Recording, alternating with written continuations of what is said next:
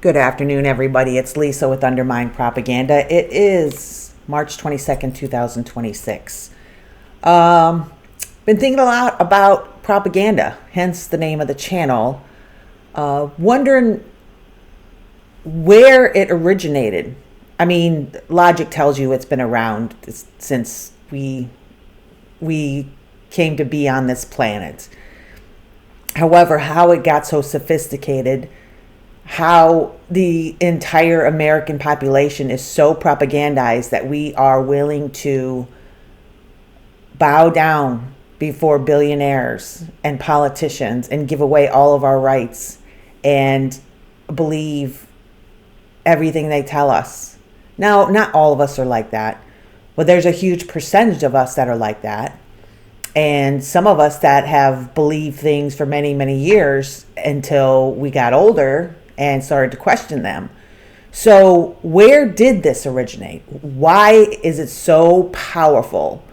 Why would there be an immensely good argument to be made that America is the most propagandized country on the planet?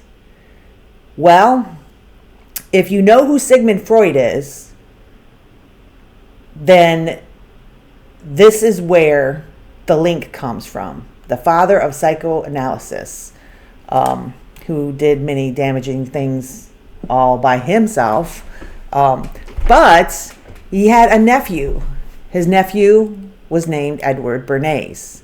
And Edward Bernays is a huge reason why we are so significantly propagandized to this day.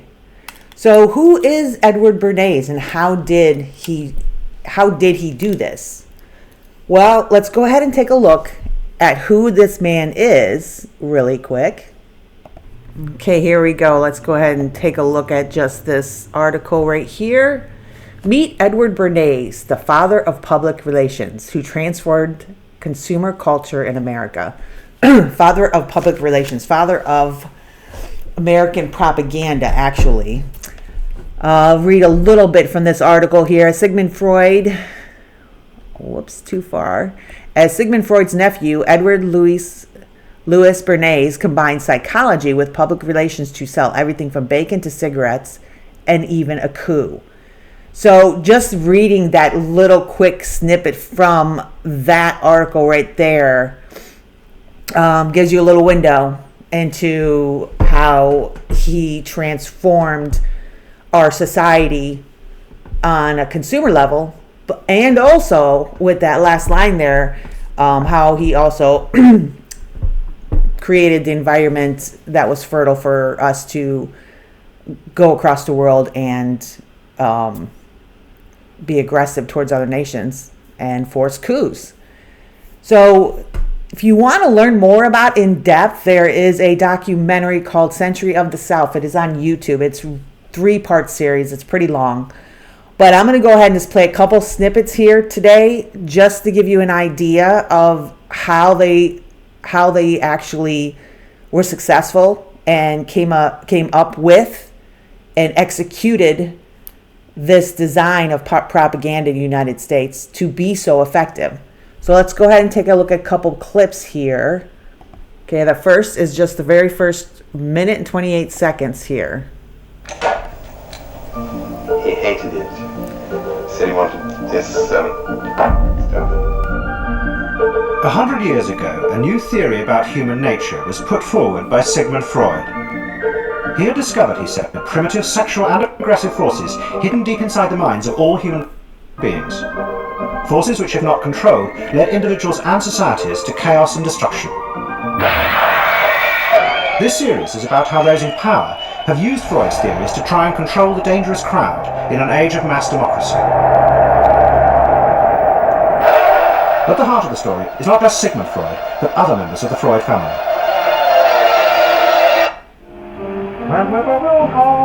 This episode is about Freud's American nephew, Edward Bernays. Bernays is almost completely unknown today, but his influence on the 20th century was nearly as great as his uncle's. Because Bernays was the first person to take Freud's ideas about human beings and use them to manipulate the masses. He showed American corporations for the first time how they could make people want things they didn't need by linking mass-produced goods to their unconscious desires. Right there, listen to that. Using psychology and linking these unconscious desires. It was this huge psychological experiment. And here in the beginning, he talks about how it was done to create consumers, to get people to buy things, and doing it through psychological manipulation. So we are being continuously and have been continuously psychologically manipulated for a century. And like I said, obviously before that as well, but all this stuff is just on another level, all on another level. And realizing where this is coming from and how they're doing it, it doesn't stop it, but it gives us some defense just to be awake to the fact of actually what is happening. So let's go ahead and take a look at another little portion of the video that talks a little bit more about how they transformed us into beings that didn't run on our needs, but rather our desires, and convinced us that we had to have things. Okay, let's listen to this little part. What the corporations realized they had to do was transform the way the majority of Americans thought about products. One leading Wall Street banker, Paul Mazur of Lehman Brothers, was clear about what was necessary. We must shift America, he wrote, from a needs to a desires culture. People must be trained to desire, to want new things, even before the old have been entirely consumed. We must shape a new mentality in America. Man's desires must overshadow his needs. And wow, I mean, you think about our culture today. I mean, it is based on, our self-worth is based on the car we drive, the shirt we wear, the shoes we wear, the glasses we have on. We have been thoroughly convinced by these forces that we have to buy certain things, even though 100 years ago we didn't even think about those things. That wasn't, we needed food, we needed housing, we needed community, we needed connection. And this psychological experiment has been so profoundly successful that you can just see and feel a whole entire culture is built around material things and how they make us good or bad people whether or not we have them. Absolutely, honestly, horrific. This documentary also talks, I mean, just blatantly comes out and lays out exactly what the goals here were for Edward Bernays. And he worked for the CIA and the government. So that gives you any indication of what was going on here. But the explicit goal of making you not a citizen anymore, but now rather a consumer. That was your purpose in life. Your purpose as an American was not being a citizen, was not being another human being in a community. It wasn't being empathetic. It wasn't helping the vulnerable. It is none of those things. Your priority, your purpose on this planet as an American citizen was to be a consumer. Let's go ahead and take a look at them talking about that right here. Here we go. Why do you like short skirts? Oh, because there's more to see. More to see, eh? What good does that do you? It makes you more attractive. Yeah? In 1927, an American journalist wrote, "A change has come over our democracy. It is called consumptionism. The American citizen's first importance to his country is now no longer that of citizen, but that of consumer." The growing wave of consumerism helped in turn to create a stock market boom. How does that make you feel? Like a guinea pig and its huge experiments to make the rich richer, which we already know that's what's going on, but to get even at a deeper level to see what an orchestrated plan this was 100 years ago. how diabolical it was. It wasn't just something that came about 5 years ago, 10 years ago, after Citizens United or after the right wing has gained power here in America. This is not new. This was an orchestrated, concerted, psychological plan through psychological manipulation a century ago. Now, there's one more little section here want to listen to. All right, let's start it right here, talking about the psychological Here control. you have Walter Lippmann, probably the most influential political thinker in the United States, who is essentially saying that the basic mechanism of the mass mind is unreason, is irrationality, is animality. He believes that the mob in the street is how he sees ordinary people, are people who are driven not by their minds but by their spinal cords. The notion of kind of animal drives, unconscious instinctual drives lurking beneath the surface of civilization. And so they started looking towards psychological science as a way of understanding the mechanisms by which the popular mind works, specifically with the goal of figuring out how to understand how to apply those mechanisms to strategies for social control. Edward Bernays was fascinated by Lippmann's arguments and also saw a way to promote himself by using them. So a psychological way to control the masses. Again, extraordinarily revealing, and I would definitely recommend watching the whole series. I'm going to actually watch it again because it's so long, trying to even digest all the information in there. It's a lot because it's a documentary. And like I said, it's over 3 hours long. There's 3 separate parts that are on YouTube. I'll put a link in the description to that. But they talk about targeting the emotional mind and how, what tactics do they use? A lot of them we know, even like we can even see them, but sometimes we don't see them. And even if we can see them, how much of that shit gets through and just starts to form our belief system.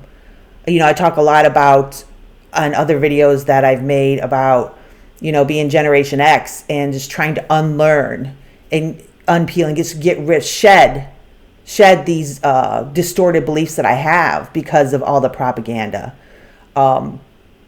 Let's look at some examples just in the last couple days when it comes to, let's say, this war in Iran.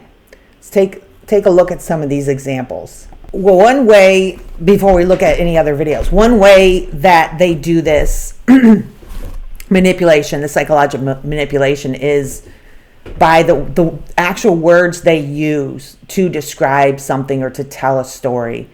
And there's just one example that's always stuck in my head. When the torture was going on during the war on terror, there were focus groups.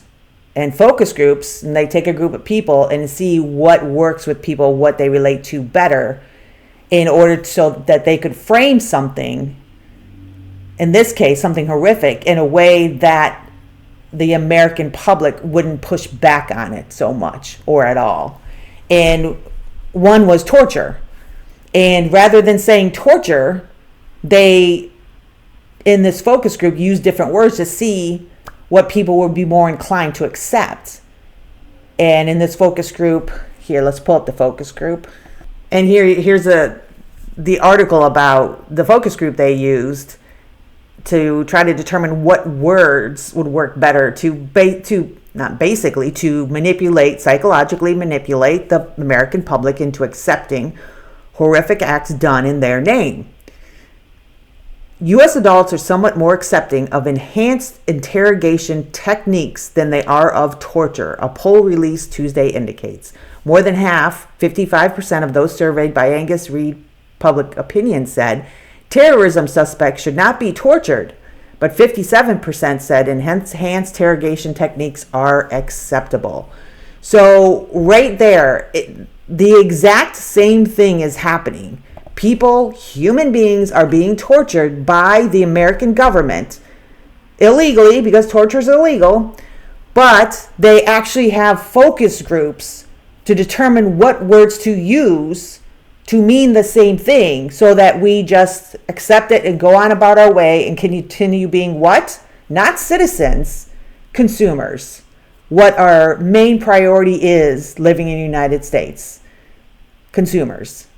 So, it's not torture, it's enhanced interrogation. So that's one example. Another example that they do is, and you'll notice this too, they get a line to use, whatever it may be. Iran is a state sponsor of terrorism. You will hear that over and over and over and over and over and over again. So that repetition in and of itself will create psychological retention and manipulation, and you be more inclined. It's familiar. So all of a sudden now you're being manipulated psychologically just by hearing something over and over, and even though it's not true. Let's go ahead and take a look at an example of that really quick. Okay, here's an example of the news media being deployed in this psychological manipulation to try and convince Americans that it's okay that prices are going up. It's okay that you're paying more than $1 per gallon of gas when you can't afford rent and mortgage. You should be okay with paying $1 more a gallon for gas than you were 3 weeks ago, because in the long run, you're just going to be much better off. America's going to be much better off. You citizens, rather consumers, will be much better off in the long run. And it's just sickening to listen to them. So let's go ahead and take a listen to this really quick here. All right, here we go. They have to deal with that in the short term. Short term and temporary. Temporary, short-term pain. It's going to suck in the short term. Some short-term pain. Short-term pain. We have to focus on the short term. Short term. Short-term, short-term, short-term, and long-term. Short-term. Hopefully this is a short-term pain. Short-term is highly outweighed of the long-term benefits. Some short-term pain for the long-term gain. Short-term sacrifice for a long-term gain. I tell you what, it's it's amazing. It's not. It's like they don't even try, because they don't even need to, I guess, because we're already so propagandized. But they're definitely not the smartest of the pack. They don't even vary a little bit in the use of words there. I mean, they are literally identical. But it works. It's the repetition that works as part of that psychological manipulation that Bernays and the government, the CIA, and all the other people involved in that wanted to accomplish. So there's two examples. Okay, let's listen a little bit of our favorite Israeli propagandist and member of the Epstein files, Alan Dershowitz, and just listen to what he says, and then we'll go ahead and break down some of the stuff he's doing in here with no pushback. Obviously, this is Newsmax, so I mean, they're all mainstream media is propaganda, but these guys take the cake. Harvard Law School, Alan Dershowitz joins me. Nice to see you again, sir. Steve Witkoff was inside the room doing all the negotiations for the United States. Iran's foreign minister tells him that, which certainly seems like an imminent threat to me. And now we have sort of this movement of people saying that Iran was not an imminent threat, and also the touch of saying that it's the Jewish people, Israel, influenced the president. So your thought? Well, first of all, to say Iran was not an imminent threat is to say that Nazi Germany wasn't an imminent threat in early 1939. Now, imminence is a function of certainty, and there's no doubt that Iran was... First of all, let's notice one thing he's doing here.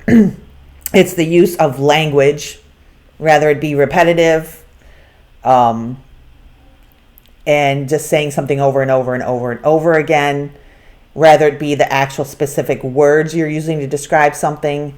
And in here, this situation, the use of the word Nazi for Iran, and you'll hear that over and over again, terrorist, Nazi, those types of descriptors to evoke, because that's part of the psychological aspect to it that's laid out by Bernays and the people that he works with, is that you're accessing that part of the brain that elicits fear and urgency. And that's the oldest part of the brain, because it helps us survive in the world.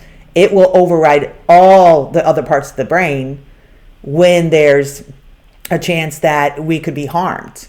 The logical part of the brain will go offline, and then the fear part of the brain will take precedence. So invoking these types of words like Nazi and terrorism gets us in that lower animal, so to speak, part of the brain where we're operating just at an animal level with no logical and critical thinking. Let's go ahead and keep listening to this. Trying to develop nuclear weapons, and they were eventually going to use it against America, American allies, and America's friends. There's no doubt about that. And there's also no doubt that this character is a vicious anti-Semite, a Nazi supporter, somebody who has blamed everything on Israel. Let me give you an example of a blatant lie. In his letter, he says that Israel got the United States into the Iraq War. I know for a fact, because I was there in the room, that the Prime Minister of Israel, Ariel Sharon, told the United States not to go into Iraq. They have picked the wrong eye. They should be attacking Iran, not Iraq. Okay. Or another thing that's done, that's employed upon the society, is this flat out complete revisionist history and flat out lies. Right there, Alan Dershowitz says it's anti-Semitic to say that Israel had something to do with us entering this war. I was in the room. I was right there. Bibi never said, he's never, ever said anything about Israel wanting us to attack Iran or Iraq. Iran right now, but in the past, at the war in Iraq, he had nothing to do with the war in Iraq. He's saying that Joe Kent's a complete liar in his resignation letter. So that being said, let's take a look at something really quick that might dispute that. Okay, let's see here. Bibi speaking for himself, Bibi Netanyahu, back in 2003 in front of Congress. And let's see what actually comes out of his mouth. Being Melrose Place, but it may take a long time. On the other hand, if you take out Saddam's regime, I guarantee you that it will have enormous positive reverberations on the region. And I think that people sitting right next door in Iran, young people, and many others will say, the time of such regimes, of such despots, is gone. There is a new age, something new is happening. And that is speculation on your part, or you have some evidence to that effect? I was asked the same question in 1986. I had written a book in which I had said that the way to deal with terrorist regimes, with terror, was to deal with the terrorist regimes. And the way to deal with the terrorist regimes, among other things, was to apply military force against them. The way we did in Afghanistan. The way, for example, I want to answer your question. I guess I'm running out of time, so I quickly was trying to get there. We've done, I think, what you proposed in Afghanistan, yet I haven't seen that sort of neighborhood effect. Well, I think there's been an enormous effect. The effect was, we were told that there would be a contrary effect. First of all, people said that there would be tens of thousands of people streaming into Afghanistan, zealots who would be outraged by America's action, and this would produce a counter-reaction in the Arab world. But I think you're not saying that when you take an action like we did in Afghanistan, we're going to see all the other countries just fold. No, what we saw is something else. Be saw everybody streaming out of Afghanistan. The second thing we saw is all the Arab countries and many Muslim countries trying to side with America, trying to be okay with America. The application of power is the most important thing in winning the war on terrorism. If I had to say, what are the three principles of winning the war on terror? It's like, what are the three principles of real estate, the three L's, location, location, location? The three principles of winning the war on terror are the three W's, winning, winning, and winning. The more victories you amass, the easier the next victory becomes. The first victory in Afghanistan makes the second victory in Iraq that much easier. The second victory in Iraq will make the third victory that much easier too, but it may change the nature of achieving that victory. It may be possible to have implosions taking place. I don't guarantee it, Mr. Turney, but I think it makes it more likely, and therefore I think the choice... And oh my gosh. I mean, you can see right there from his own mouth. And they tell you you're anti-Semitic if you suggest that Israel has anything to do with this war in Iran. And in that previous clip, you are anti-Semitic if you have anything to do with, if you said Israel has anything to do with the war in Iraq. I mean, the man has committed his life, Bibi Netanyahu, to, as he talks in there, pretty much destroying every country around him. And that's exactly what Israel has done and is doing and continues to do. Lebanon, Gaza, Syria, Iran, Iraq. They're bombing and destroying everything around them. And again, you'll hear Bibi Netanyahu in that clip use the words, to elicit that emotional fear react. Terrorist. These are terrorist regimes. And how wonderful it would be to use power against them. In other words, bomb all their civilians and civilian infrastructure. So just prime examples right there of how this propaganda works and how important it is for us to be acutely aware that it's constantly happening around us. Here's another little clip of two of the most Islamophobic, racist pieces of shit in Congress. One is Randy Fine and the other one's Andy Ogles, I believe. And they put out tweets, as they always do on social media, that are so extraordinarily Islamophobic it's hard to comprehend, and no one ever calls these pieces of shit out. At least if they do, it's very tepid. They censured Rashida Tlaib for saying from the river to the sea, Palestine will be free. And some Democrats too. These two gentlemen have never been censured. And some of the stuff they say is absolutely horrific. So let's go ahead and take a look at some of the ridiculous framing that they use in this video.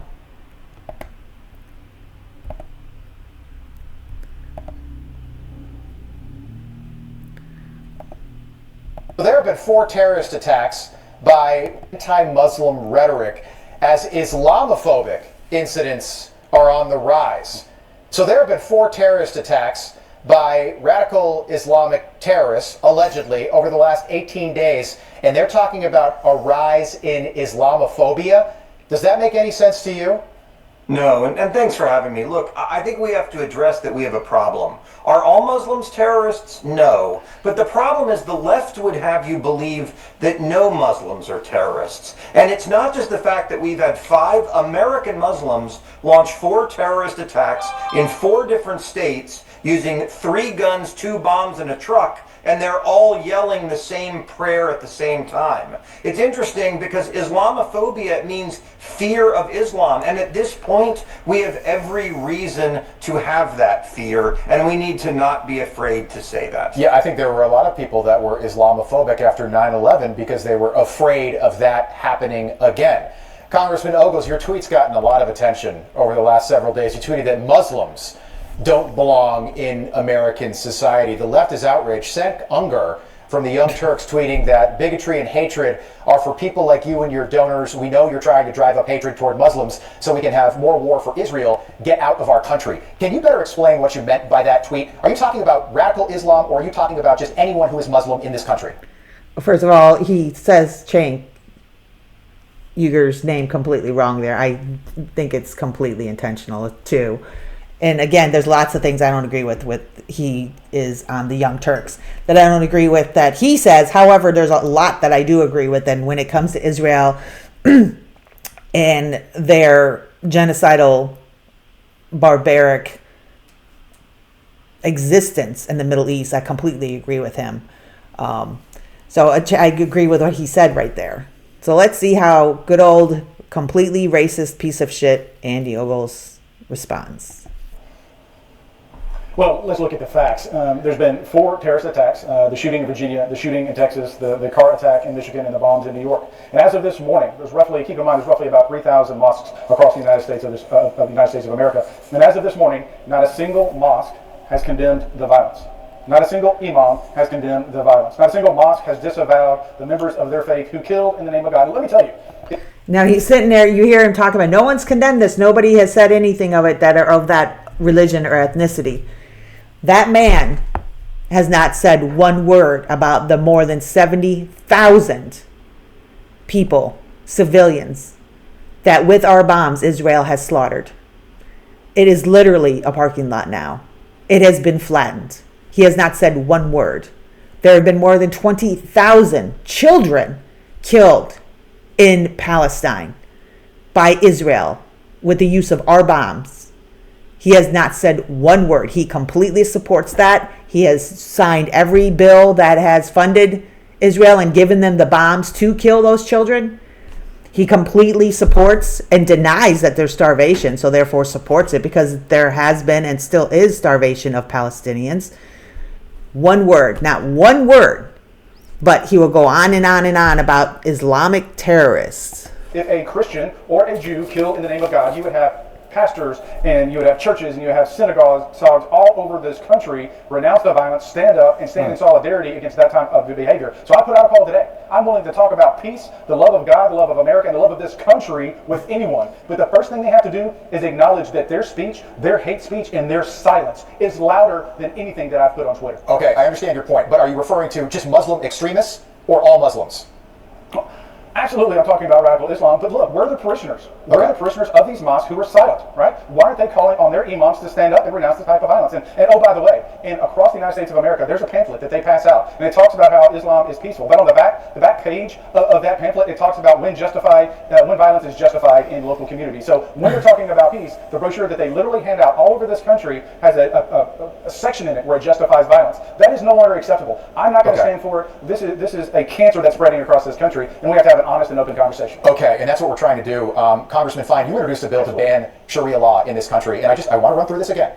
These are some of the rules that are included under Sharia law doctrine. Homosexuality is punishable by death. Criticize. Issue is this. If you want to practice your religion in peace and privacy, you're welcome to do that in the United States of America. But if practicing your religion means others have to submit to you, that's not okay. So I'm Jewish. I don't eat pork, but I don't expect the grocery store to stop selling it. And a big part of what we're dealing with is mainstream Islam demanding that we change what it means to be in America to accommodate them. And that is not okay. And that's the question. Is this congruent with Western culture and society? I think the answer is clear. Again, flat out lies. There's been no one anywhere at all stories that the Islamic faith has required us to change what we're doing, or a Christian to change what they're doing. If anything, it's these people pushing for this to be a Christian nation, which it is not. This is supposed to be a secular nation. That's what's happening. Again, it's just complete, and projection's another way. It's like taking exactly what they're doing and then accusing the adversary of doing that, which is what he's doing here. Clearly no. Critics, Congressman Ogles, will say that this country was founded on religious freedom, so aren't all religions welcome here in America? Well, if we want to talk about the founders, let's do that. Keep in mind, the first Muslim prayer rooms didn't start popping up into this country until about 1920. The first mosque, the physical mosque, which is actually still in existence, was built in Iowa in the early 1930s. And so when the founding fathers were talking about freedom of religion, they were talking about Judeo-Christian values. Oh, right there it is. He admits it. The founding fathers weren't talking about all religions. That's not what they meant. They didn't really mean freedom of a religion. Just freedom of Judeo-Christian values. That's what they meant. Right there. That gives away the game right there. We're talking about Puritans and Quakers and Baptists and Methodists. The Danbury Letters was literally an appeal that if the federal government was going to acknowledge a branch of Christendom, that they would acknowledge the Danbury Baptists as the religion for this country. So that has been taken out of context. And this idea that freedom of religion, our founding fathers were specifically talking about Judeo-Christian. Keep in mind, the Virginia Constitution, in its foundation, that you had to be a Christian to run for office. Yes. Harvard University was started as a Christian university, so you can go by state, looking at the original charters. They all demanded that you believe in the Christian faith and you put your hand on the Christian Bible to run for office. Now, we can have a separate conversation about that, but we have to understand. Absolutely. No, go ahead. I hope you guys will come back. Because these fuckers are dangerous. I mean, it's like at least they used to hide it a little bit. He comes out and says exactly how he feels things should be. And this should not be a secular nation. It shouldn't be what it's been since its founding. It should be freedom of religion when it comes to Judeo-Christian values, which that means it's not freedom of religion, by the way. Anyway, those were, a couple examples and just some interesting insight into where this concerted successful effort came from and originated from back 100 years ago with good old Edward Bernays. Most people haven't heard his name before. I only heard it because I took some psychology in college, and then the Freud led me to Bernays. But it's interesting, and I think we need to pay attention to it and try to protect ourselves from it and realize when it's happening. And nowadays we have independent journalism, and not all independent journalism is good, but there is a lot of it that is good, and they are not funded by these corporations who use these tactics to exacerbate the propaganda and continue this project. And we are not just fucking consumers. We are human beings with critical thought that have the capacity to fight back. And I hope we keep doing that. Thank you so much to anyone that has listened today.